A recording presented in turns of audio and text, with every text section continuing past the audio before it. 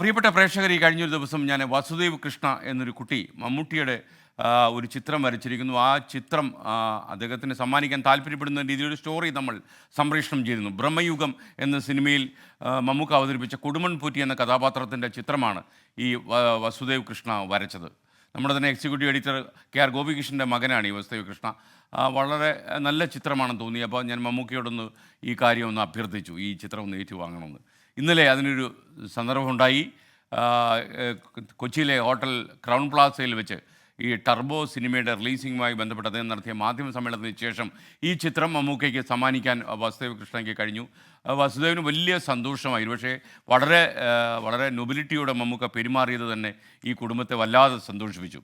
അപ്പം ഞാനും ആ മനോഹരമായ നിമിഷത്തിന് സാക്ഷിയായി, എൻ്റെ കുടുംബവും സാക്ഷിയായി. സന്തോഷം മമ്മൂക്ക.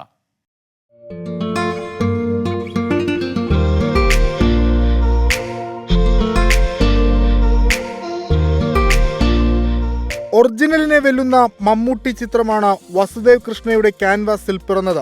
മമ്മൂട്ടിയുടെ കടുത്ത ആരാധകനായ വസുദേവിനുണ്ടായിരുന്നത് ഒരാഗ്രഹം മാത്രം: സാക്ഷാൽ മമ്മൂട്ടിക്ക് ചിത്രം നേരിട്ട് കൈമാറണമെന്ന്.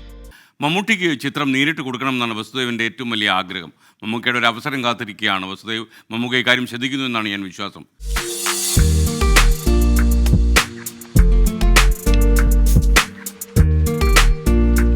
ഒടുവിൽ വസുദേവിന്റെ ആഗ്രഹം പൂവണിഞ്ഞു. പുതിയ ചിത്രമായ ടർബോയുടെ പ്രൊമോഷൻ വേദിയിൽ മമ്മൂട്ടിക്കരികെ വസുദേവ് കയ്യിൽ കരുതിയ സ്നേഹചിത്രം മെഗാസ്റ്റാറിന് നേരിട്ട് കൈമാറി.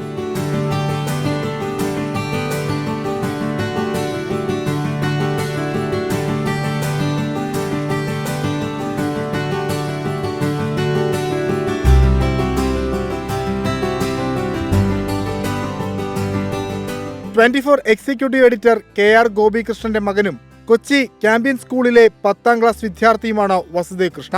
24 കൊച്ചി. ഒരിക്കൽ കൂടി നന്ദി രേഖപ്പെടുത്തുന്നു മമ്മൂക്കയ്ക്ക്. കാരണം അദ്ദേഹം ഈ ചിത്രം ഏറ്റുവാങ്ങിക്കൊണ്ട് പറഞ്ഞു ഒരുപാട് ഡീറ്റെയിലിംഗ് ഉള്ള ചിത്രമാണെന്നാണ് പറഞ്ഞത്. ചിത്രം അദ്ദേഹത്തിന് വളരെ ഇഷ്ടപ്പെട്ടു എന്ന് എനിക്ക് മനസ്സിലായി. താങ്ക്സ് മമ്മൂക്ക.